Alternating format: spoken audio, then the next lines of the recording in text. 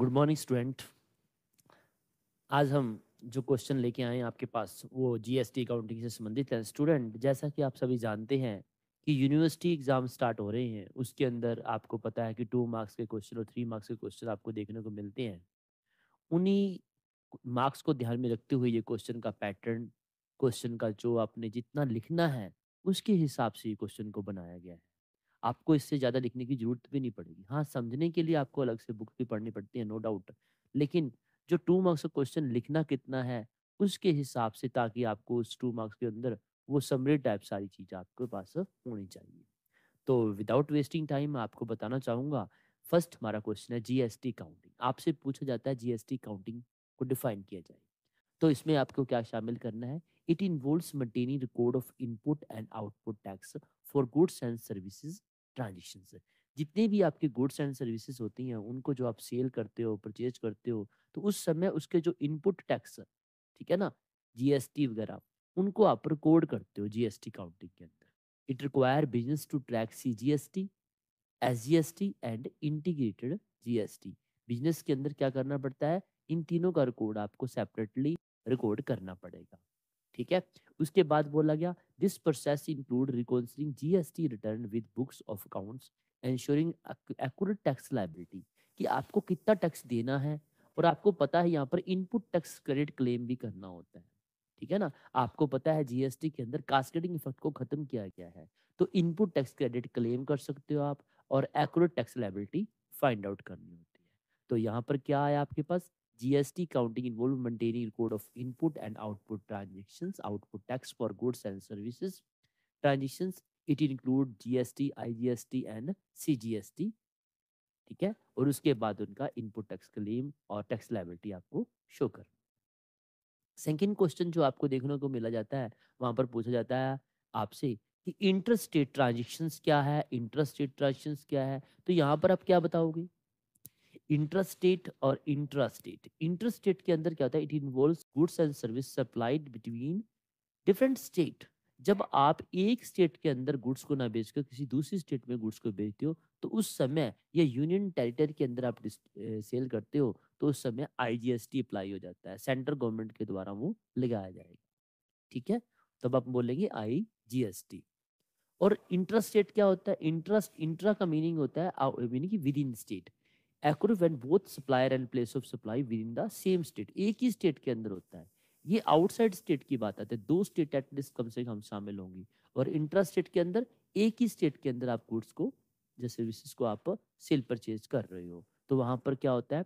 CGST और SGST या UTGST apply होता है। सेंट्रल गवर्नमेंट और स्टेट गवर्नमेंट रिस्पेक्टली उस पर ये अप्लाई होगा। तो आप इसमें होता दोनों में डिफरेंस क्या रह जाता है? जैसे फॉर एग्जांपल दोनों की रेट है 18%। अगर इंटर स्टेट है तो वहां पर 18% कंसोलिडेटेड आईजीएसटी लग गया। लेकिन अगर इंट्रा स्टेट है तो उस सिचुएशन में क्या होगा? इसको आप सेपरेटली इक्वली डिस्ट्रीब्यूट कर देते हो, ये 9% हो जाएगा। एसजीएसटी भी इतना हो जाएगा, और ऐसे ही हमारे पास सीजीएसटी हो जाएगा। तो ये 9% के हिसाब से ये लगाया जाएगा, अगर 18% उस पे है तो। हाँ जी, तो क्लियर हो गया। इंटर स्टेट के अंदर क्या हो गया? Outside state. और इंट्रा के अंदर क्या हो गया? With in state. हमारा थर्ड क्वेश्चन जो है वो उसमें पूछा जाता है कि सीजीएसटी क्या है। सीजीएसटी क्या होगा? Central goods service. अभी तक देखो हमने एब्रीविएशन के रूप में मैंने बोला आपको CGST, central goods and service tax. It's a levied by the central government. Central government लगाती है। कब लगाती है? जब इंट्रा स्टेट, अभी हमने ऊपर डिस्कस किया था कि इंट्रा स्टेट की supply of goods and service के अंदर ये सेंट्रल गवर्नमेंट के द्वारा ये लगाया जाता है। ये एक हमारा जीएसटी का एक कंपोनेंट है, और ये एसजीएसटी के साथ ही लगाया जाता है।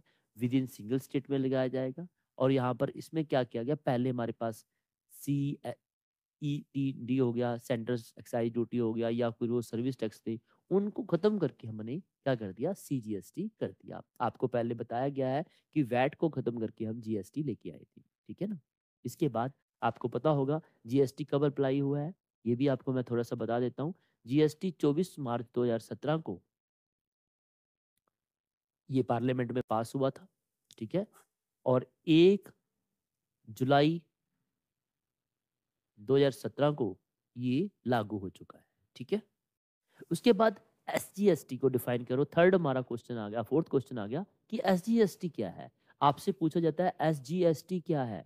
It is a tax levied by state government on intra state supply. जब intra state supply of goods और सर्विस होगी विद इन इंडिया, तो उस समय एसजीएसटी ये लगाया जाता है।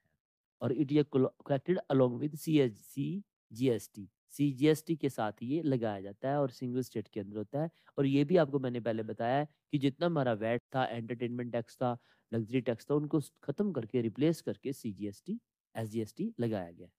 ठीक है ना, आपको मैंने अभी पहले बताया है। इसके बाद था आईजीएसटी क्या है। आईजीएसटी, हालांकि हमने ऊपर डेफिनेशन में पढ़ा था कि इंट्रास्टेट क्या है, इंटरस्टेट क्या है, तो आईजीएसटी क्या होता है, इसे integrated goods and service tax levied by interstate supply of goods. हालांकि जब आपने ऊपर देखा, स्टार्टिंग में मैंने बताया था आपको जीएसटी काउंटिंग के अंदर, और फिर ये सेकंड क्वेश्चन था। इन दोनों क्वेश्चन के बेस पे ये हमारे अगले पॉइंट आ रहे हैं। हमारा ये नेक्स्ट क्वेश्चन, जो फिफ्थ क्वेश्चन आप डिस्कस करने जा रहे हैं, वो यही था कि आईजीएसटी क्या है। It is levied by interstate, interstate supply of goods and service में लागू होता है।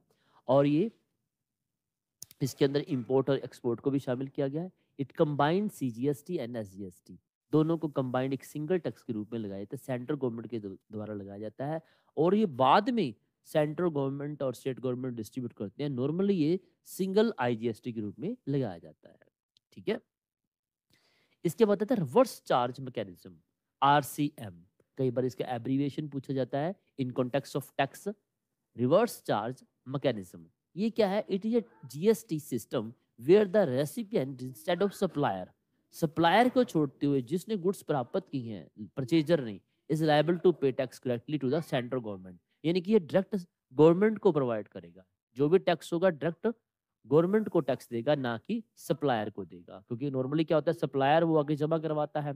And it applies to specific transactions involving certain goods and services categories of taxpayer and shifting the tax payments responsibility from the supplier to the buyer to enhance compliance and reduce tax liability।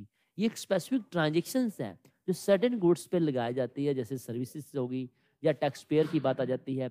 Shifting the tax payment responsibility from supplier to the buyer, जिसमें क्या होता है, supplier की liability को छोड़ते हुए, tax payment liability को छोड़ते हुए बायर को ये पेमेंट करनी पड़ती है डायरेक्ट। किसको? सेंट्रल गवर्नमेंट से। इससे क्या होता है, एक तो टैक्स अवेजन बच जाता है, उसे कम किया जा सकता है, और टैक्स के जो कंप्लायंस है उसे अच्छी तरह से फॉलो किया जा सकता है। तो रिवर्स चार्ज मैकेनिज्म ये आता है। इसके बाद आता है कंपोजिट सप्लाई। कंपोजिट सप्लाई क्या होता है? इट रेफर्स टू टू और मोर टैक्सेबल गुड्स। ठीक है ना। इस ये क्या है? Composite supply under GST refer to two और more taxable goods and services naturally bundled and supplied together in the ordinary course of business within one being the principal supply। यानी कि इसके अंदर दो या दो से गुड्स या सर्विसेज शामिल की जाती है कंपोजिट सप्लाई के रूप में, ये आप इकट्ठा करते हो। उसके बाद है entire composite supply tax at the rate applicable to the principal supply. जो भी आपने जो मेन प्रिंसिपल गुड्स दी है, जो मेन गुड्स है, उसके साथ आप सब्सिडरी गुड्स भी दे रहे हो, तो सब जो सप्लाई जो मेन गुड्स है उसके हिसाब से टैक्स रेट अप्लाई होगा, which is the main product at the tax buyer wants. For example, जैसे आपने होटल में स्टे किया, तो होटल में स्टे करना ही आपका मेन काम है, उसके साथ आपको ब्रेकफास्ट मिल रहा है या और कोई आपको फैसिलिटी मिल रही है, तो जीएसटी रेट क्या होगा? जो होटल का रेट, आपको जो रूम का रेट मिला है, वो उसके हिसाब से सभी को एक ही टैक्स लगा दिया जाता है, तो उसे बोलते हैं आप कंपोजिट सप्लाई। आई थिंक ये क्लियर हो गया होगा। बोला क्या? टू और more taxable goods and service naturally bundled and supplied together in the ordinary course of business. आप इकट्ठा, जैसे मैंने अभी एग्जांपल दिया कि आपने होटल स्टे पैकेज लिया, अकोमोडेशन ली, आपने वहां रहना आपका मेन काम था, उसके साथ आपको ब्रेकफास्ट मिला, जो भी आपको सर्विसेज मिली उस पर एक ही टैक्स रेट अप्लाई हो जाएगा, और वो भी कौन सा होगा? प्रिंसिपल सप्लाई का जो रेट होगा। तो ये था हमारा कंपोजिट सप्लाई। इसके बाद आता है जीएसटी एग्जेम्पशन। हमारी कुछ ऐसी भी गुड्स हैं जिस पर जीएसटी रेट लागू ही नहीं होते, वहां पर जीएसटी टैक्स लगाया नहीं जा रहा, जिसमें क्या आता है? डेली लिविंग है, सोसाइटल वेलबींग्स है, इसके अंदर फ्रेश प्रोड्यूस आ जाएंगे, अनप्रोसेस्ड फ्रूट्स आ गए, वेजिटेबल्स होगी, डेयरी प्रोडक्ट हो गए, एजुकेशन सर्विसेज होंगे। हालांकि नो डाउट स्टूडेंट, मैं आपको एक बात कहूंगा कि जो भी अगर आजकल भी जो भी कुछ ना कुछ नई चीजें आ जाती हैं, तो उसको वो आप चाहे आज ना भी लिखें, लेकिन ये से जो हमारी स्टार्टिंग में जो बताया गया था कि इन पे टैक्स नहीं लगेगा, ठीक है ना? जैसे अनप्रोसेस्ड प्रोडक्ट, फ्रूट है, वेजिटेबल्स हैं, मिल्क हो गया, हेल्थ केयर सर्विसेज़ होंगी, न्यूज़पेपर हो गए, हैंडलूम प्रोडक्ट्स हो गए। इसके बाद सर्टेन फाइनेंशियल सर्विस है, जैसे इलेक्ट्रिसिटी हो गया, वाटर सप्लाई हो गया, डोमेस्टिक यूज़ हो गया, गवर्नमेंट सर्विसेज़ होंगी, लाइव एनिमल्स होंगे, प्लांट्स होंगे, इनको को भी आपने जीएसटी से फ्री रखा गया है। इसके बाद मैं आपको कुछ और भी पॉइंट बताने वाला हूँ। ये हमारे पास था जीएसटी एग्जम्पशन से रिलेटेड अगर क्वेश्चन पुट अप किया जाता है। इसके बाद आता है स्पेशल नोट्स, मैंने आपको अलग से बताया गया है कि पेट्रोलियम प्रोडक्ट हैं जो जैसे क्रूड ऑयल है, नेचुरल गैस है, पेट्रोल है, डीजल है, इन पर टैक्स जीएसटी अप्लाई ना होकर वैट आज भी लग रहा है। क्योंकि आपको पहले बताया गया था कि जीएसटी से पहले वैट लगता था। वो वैट आज भी इस पे अप्लाई है, इवन कि सीजीएसटी वगैरह और सॉरी जो सीएसटी वगैरह होता था, सेंट्रल सर्विस टैक्स वगैरह था, वो भी इसके अंदर शामिल होता है। तो ये स्टेट गवर्नमेंट है, ठीक है ना? उस पे उसका कंट्रोल होता है, कैसे उस पे जो वैट लगाना है। उसके बाद है करंट सीजीएसटी रेट क्या है, ये बताए गए हैं। नॉर्मली जो इसकी रेट है जो 0% से लेकर 28% तक है। इसकी सेवरल स्लैब्स हैं। 0% वाली गुड्स है जिस पे जो एसेंशियल आइटम्स होती हैं। फिर 25% वाले ये आप वैसे नोट कर सकते, स्पेसिफिक गुड्स हैं। और गोल्ड और प्रीशियस स्टोन्स है, वहाँ पर 3% है। कुछ बेसिक नेसेसिटीज एवरीडे आइटम्स हैं, वहाँ पर 5% है। स्टैंडर्ड गुड्स एंड सर्विस पे 12% है। कंज्यूमर प्रोडक्ट एंड सर्विस है, वहाँ पर 18% है। ऐसे लग्जरी गुड्स वगैरह है, वहाँ पर 28%। तो ये जीएसटी रेट हो जाती हैं। तो स्टूडेंट आप देखोगे, मैं दोबारा से थोड़ा सा आपको बताता हूँ हमने क्या डिस्कस किया आज। एक तो हमने जीएसटी अकाउंटिंग पढ़ा, फिर हमने पढ़ा इंटर स्टेट और इंट्रा स्टेट। इंटर स्टेट होते हैं आउटसाइड द स्टेट और intra state with in state. फिर हमने डिस्कस किया थर्ड क्वेश्चन, सीजीएसटी क्या है, ठीक है। फिर हमने डिस्कस किया एसजीएसटी क्या है, ये भी आपको बताया गया है। ये दोनों कब ये इकट्ठे ही अप्लाई होते हैं, आपको मैंने बताया था कि इंटर स्टेट जब होगा, इंट्रा स्टेट होगा तब ये लागू होता है। और आईजीएसटी जो आपको बताया था, इंटर स्टेट की बात आती है। स्टूडेंट ये ध्यान रखना, कई बार स्लिप ऑफ टंग की वजह से इंटर स्टेट में आपको सिंपल एक बता देता हूँ।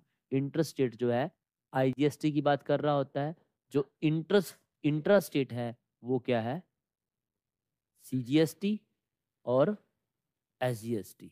ये ध्यान रखना, ठीक है। ये बात आप ध्यान रखोगे। और फिर बताया आपको रिवर्स चार्ज मैकेनिज्म, कि आप सप्लायर ने टैक्स नहीं पे करना डायरेक्टली, जो रेसिपिएंट है जो परचेजर है वो डायरेक्ट गवर्नमेंट को टैक्स पे करेगा।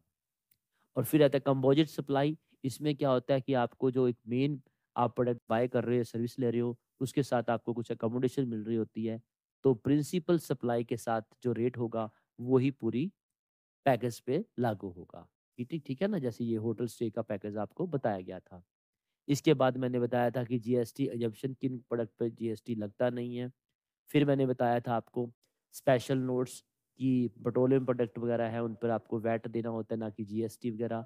और ये कुछ रेट थे, ये अप्लाई हो गए। स्टूडेंट आपको ये बताया गया है स्टार्टिंग में कि वैट को ख़त्म करके और सर्विस टैक्स को ख़त्म करके कंबाइंडली जीएसटी लेके आए थे हम 24 मार्च 2017 को। और 1 अप्रैल 2000 1 जुलाई सॉरी 1 जुलाई को 2017 को ये पूरे भारत में लागू है, ठीक है ना? इसमें बहुत सारे टैक्स मर्ज किए गए थे। और उम्मीद करता हूँ स्टूडेंट ये हमारी ये +1 के अंदर भी काम आएगी जीएसटी काउंटिंग जो आज हमने डिस्कस किया है। और हमारी बीकॉम के अंदर भी, बीबीए के अंदर जो भी अकाउंट्स पढ़ रहे हो वहाँ पर बहुत इंपॉर्टेंट ये लेसन रहने वाला है। और आपको अगर कोई डाउट हो तो मेरे से आप पूछ सकते हैं। Thank you.